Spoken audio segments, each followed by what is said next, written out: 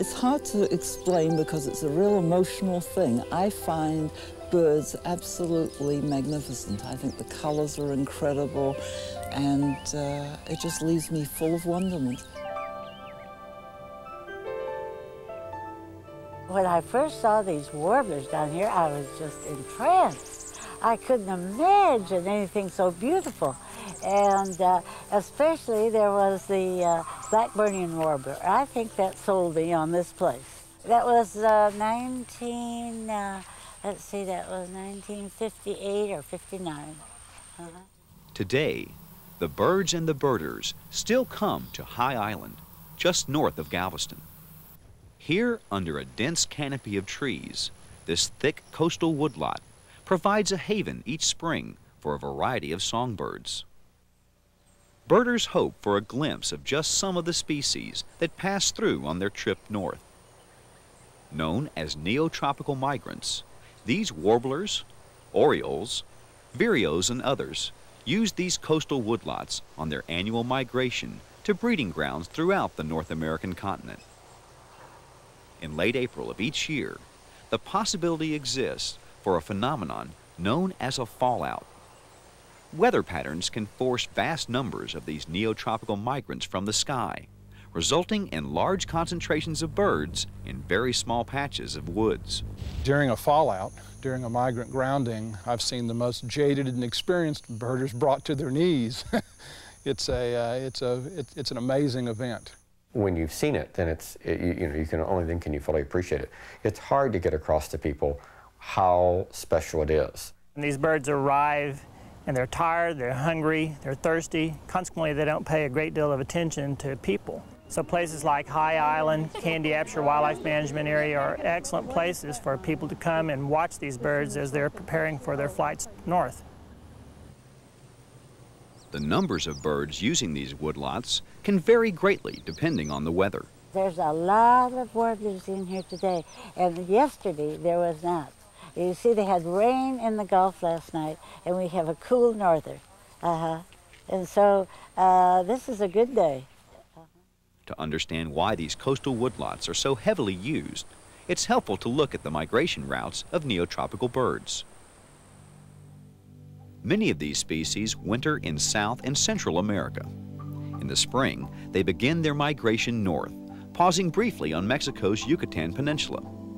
From here, the birds either cross the Gulf of Mexico or travel along the coast to arrive at these woodlots.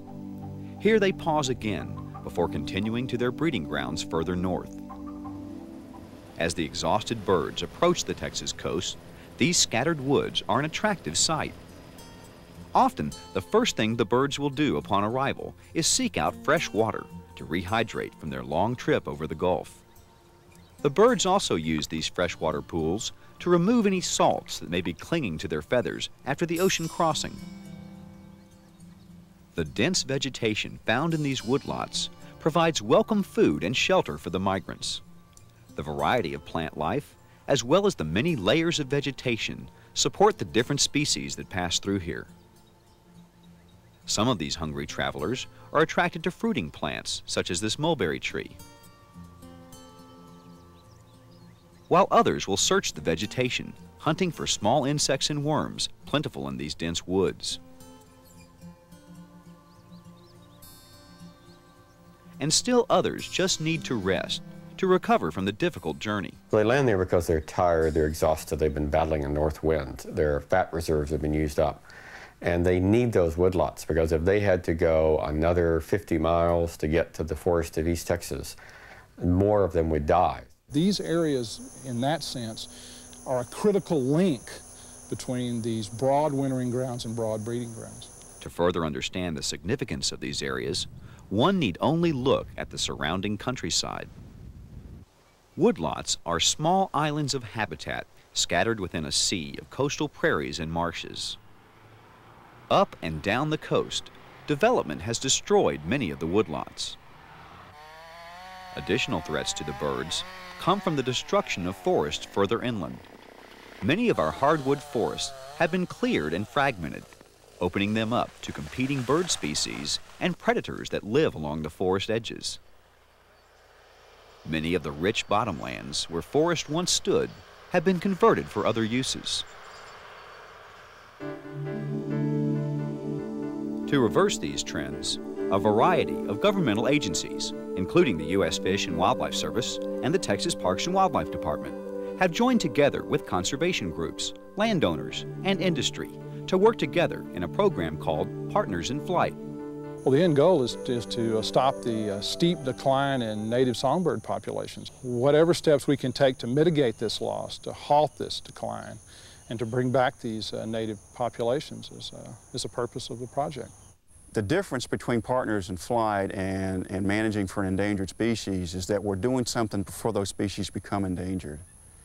And in that case, I think that this program will be very successful. Instead of focusing on single species and single habitats, we're looking at protecting ecosystems, providing the whole array of habitat requirements from these species, from their wintering grounds in South America to the breeding grounds up in the northern parts of the United States and Canada. Partners in Flight is capitalizing on a growing public interest in birds. In recent years, commercial ventures such as this tour, conducted by Victor Emmanuel Nature Tours, have been increasingly successful, helping to raise public awareness and contributing to local economies. I think people are hungry to get in contact with nature. I think after living in cities with the increased urbanization and being divorced from nature, they were hungry for that, and fishing and hunting provide important outlets for some people, but there were other people that wanted a different way of getting in touch with nature. The economic impacts of bird watching is phenomenal. This includes everything from the sale of bird seed to the purchasing of binoculars and bird books. 1989, 61 million bird watchers spent over $1 billion pursuing their hobby. The local economy of Rockport, Texas realized about $6 million from the bird watching community. So the economic benefits are there. And it will just increase because the #1 outdoor recreational sport in America right now is wildlife watching. These birders, and others like them, have helped focus national attention on the plight of migratory songbirds. While these coastal woodlots have long been a springtime destination for birders, it wasn't easy convincing governmental agencies of the importance of these areas. They were small, and at that point in time, people really questioned the value of them for neotropical migrants. Birds didn't breed here, birds didn't winter here. How in the world could there be a value? We certainly had empirical experience that said they were extremely valuable. It just took us a while to sell it. Today, the Partners in Flight program hopes to reverse the declines of recent years by increasing public awareness of the need to preserve and expand existing coastal woodlots. The more that people understand about these birds and have a gut feeling for them, the more likely they are to become active in their conservation.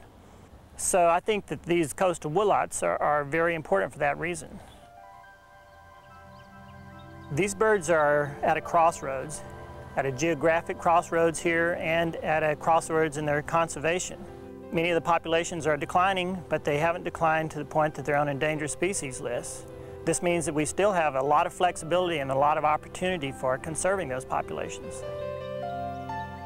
Well, I would say to everyone that if they can do something to save the habitat, to save this area and anything like it on the Gulf Coast and all the way up the migration path, they should do it. If they can donate some money or if they can take part and volunteer to work, well, that's the best thing that we can do, I think, for the birds. Yeah.